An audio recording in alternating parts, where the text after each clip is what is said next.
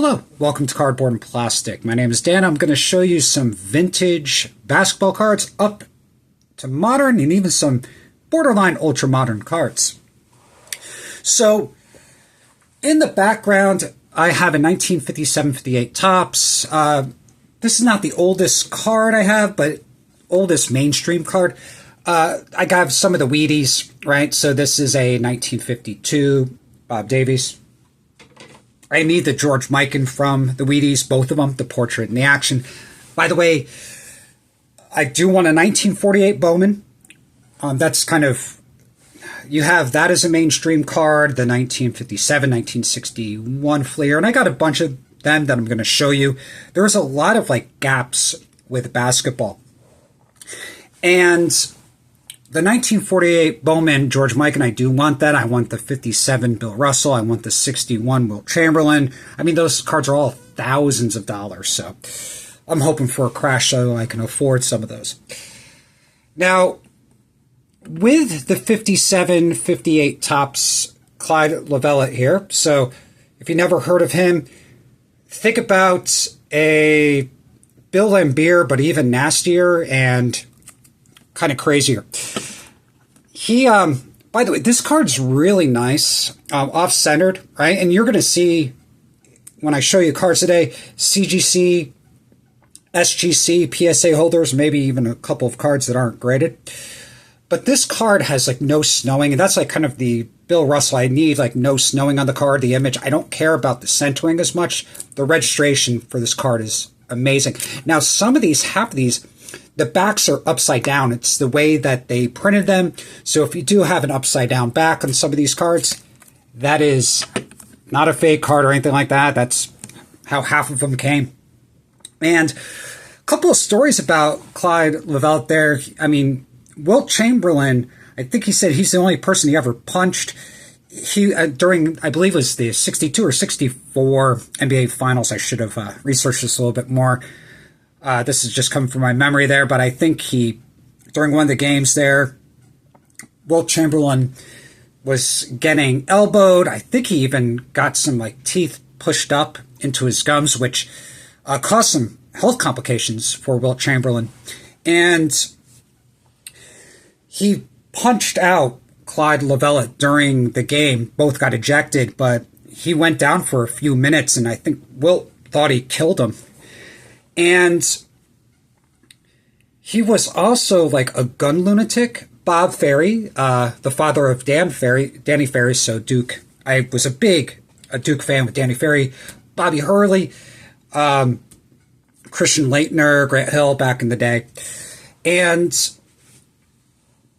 with Clyde Lovellette there, he was he loved guns, and Bob Ferry, Danny Ferry's father there, roomed with Clyde Lovellette for games, and he said that he heard clicking in the middle of the night, and he awoke to see Clyde was completely nude with a gun holster on, practicing his quick draw in the mirror. And then he ordered room service, and then the person came up with the room service, and they pulled a gun at him as a joke, and the person with room service just ran away.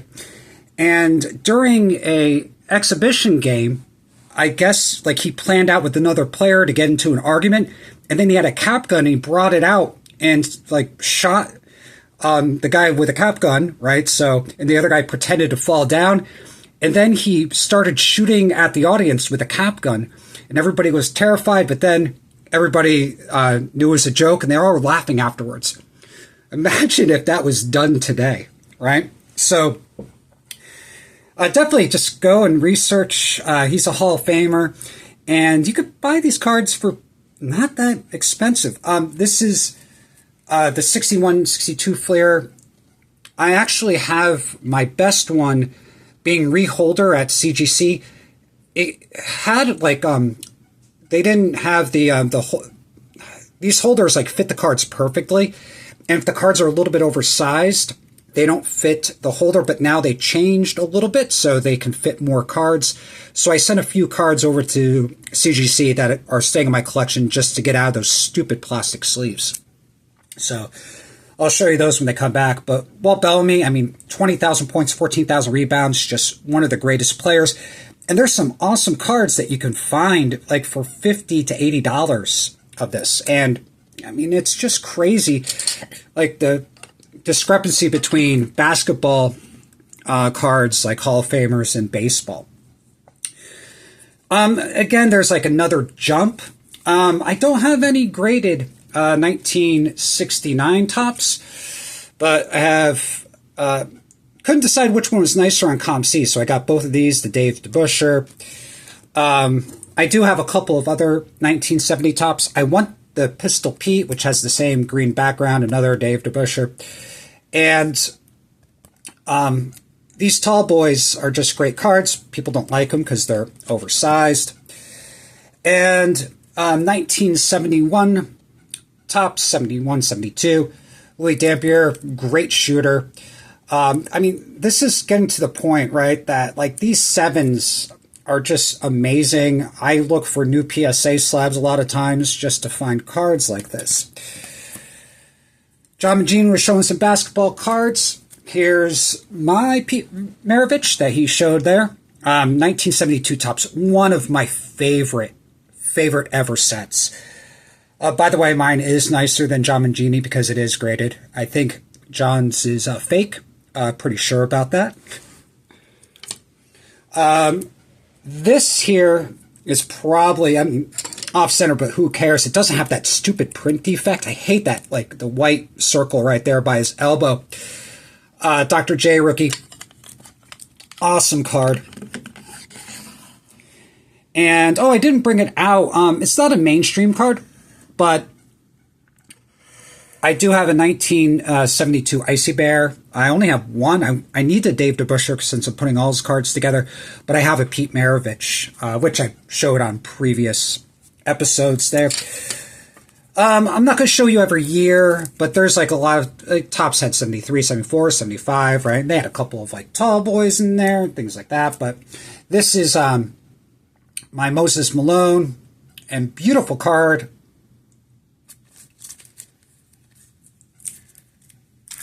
And a lot of these are not that expensive. They got really hyped up by Gary Vee during the first boom that we had, because like the Iceman George Gervin there, like he mentioned these names and those cards went sky high, but now they're pretty cheaply priced. This is one card that you can get for like 20 bucks, 10 bucks, ungraded, beautiful. One of the best players in the history of the NBA. Bernard King, just great player, and really cheap for these cards.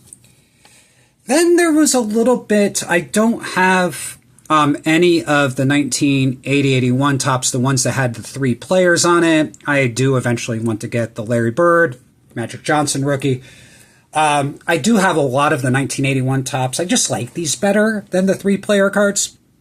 I do have the Magic, and I do have the Bird, and I also have the like they have the West and East there cards, versions of those. But this is, I had a couple of PSA 9s of this Kevin McHale. I sold them all and I kept this one because this one's nicer. It doesn't have the print defects or any of the other issues. But after that, they stopped making a lot of like mainstream cards again, and then it went to Star, right? And so that's when the big thing, like the Michael Jordan Star 101 card is like super expensive.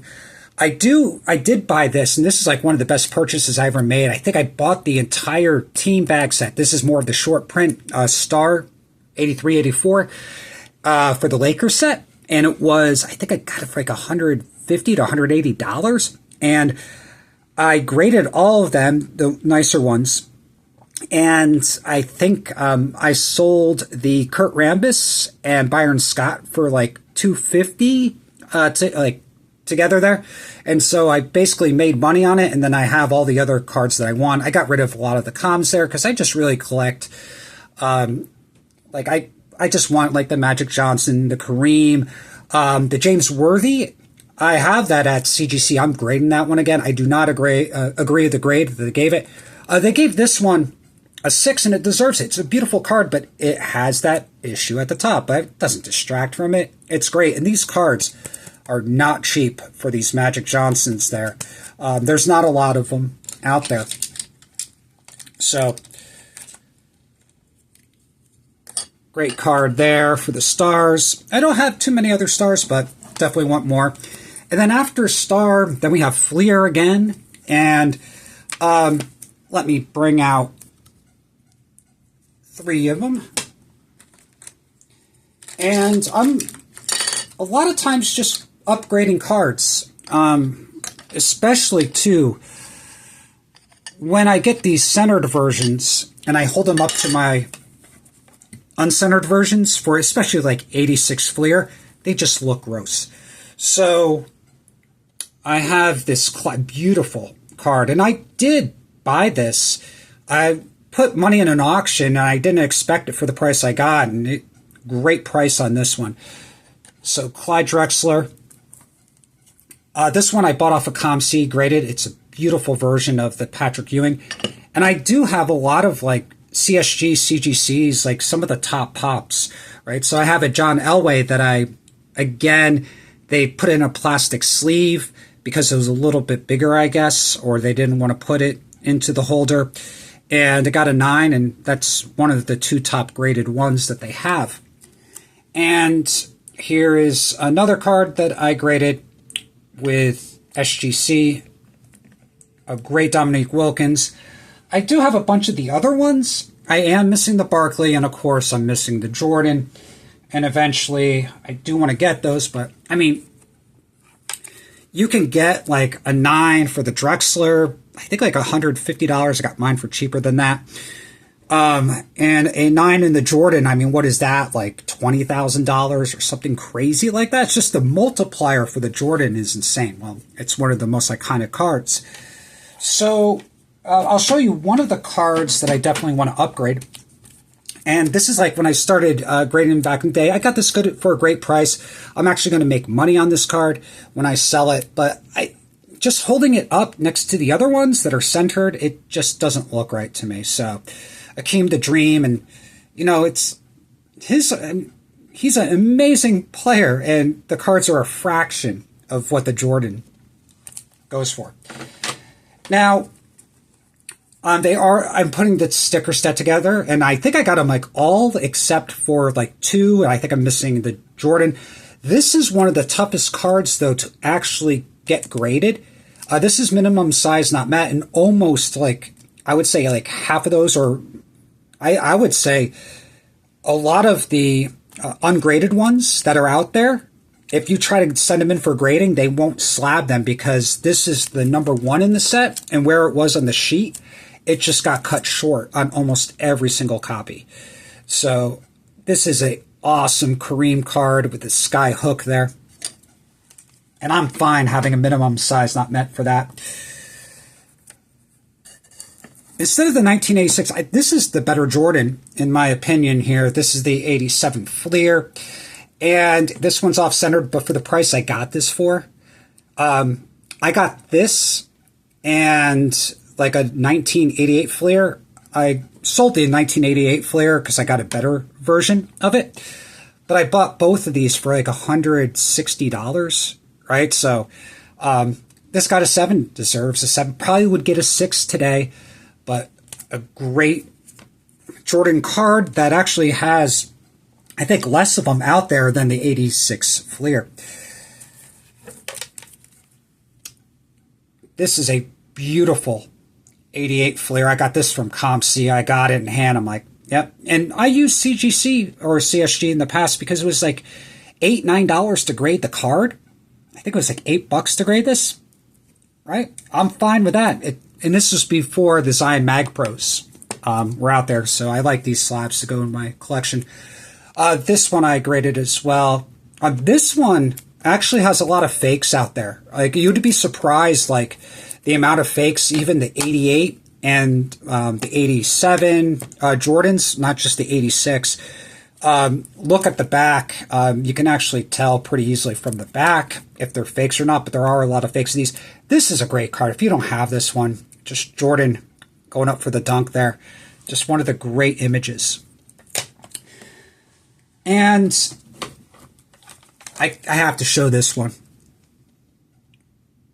Love Reggie Miller. Indiana Pacer fan. I collect Rick Smits. So let's get into the 90s. I mean, I'm not going to show you every card set. I do have a lot of 90s. I collected 90s when I was younger. Like really, 1990 to 96 was the big time I collected before I stopped to basically finished up high school, went to college. But one of the most iconic cards, and this is a card that I couldn't afford growing up, but the Beam Team, the Shaq. By the way, I hate the Members' Choice. I know they have a lower pop. I don't care. These are the ones that were pulled from packs. I do need the Jordan. Absolutely gorgeous cards.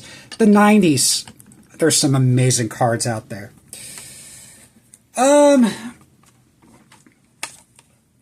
Now, this is what people chase for the Hall of Fame rookie for the checklist. This is the Topps Chrome Steve Nash. And, you know, they're pretty relatively cheap. Now, the problem with these, this one doesn't have much of it. This is why I got it graded. It doesn't have the hulking. A lot of these cards, like the Topps Chrome, they actually will turn green.